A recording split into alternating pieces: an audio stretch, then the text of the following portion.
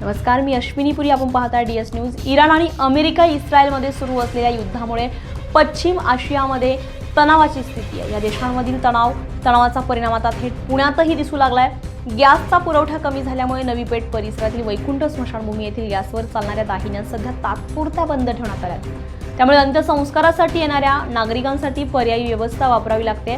दरम्यान नागरिकांची अडचण होऊ नये म्हणून स्मशानभूमीमध्ये 5 इलेक्ट्रिक दाहिन्या सुरू ठेवण्यात आल्यात. रोज मोठ्या संख्येने येथे अंत्यसंस्कार होत असल्यामुळे महापालिकेकडून व्यवस्थेवर लक्ष ठेवलं जात आहे. गॅसचा पुरवठा पुन्हा सुरळीत झाल्यानंतर गॅस दाहिन्या सुरू केल्या जातील अशी माहिती महापालिकेकडून देण्यात आली आहे. मात्र आंतरराष्ट्रीय घडामोडींचा परिणाम आता स्थानिक सेवांवरही होत असल्याचं या प्रकारातून स्पष्ट होत असून आधीच जीवाभावाचा माणूस गेल्याच्या दुःखामध्ये असणाऱ्या कुटुंबियांना अंत्यसंस्कारासाठी वेटिंग थांबवण्याची दुर्दैवी वेळ ओढावते.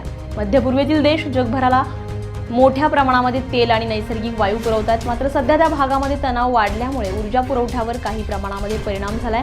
त्याचा थेट परिणाम भारतातील गॅस उपलब्धतेवरही होत असल्याचं सांगितलं जात आहे. त्यामुळे उपलब्ध गॅस प्रामुख्यानं घरगुती वापरासाठी देण्याचा निर्णय घेतला गेलाय. याच पार्श्वभूमीवर पुणे महानगरपालिकेने 5 मार्चपासून वैकुंठ स्मशानभूमीतील गॅसवर चालणाऱ्या दाहिन्या बंद ठेवण्याचा निर्णय घेतलाय.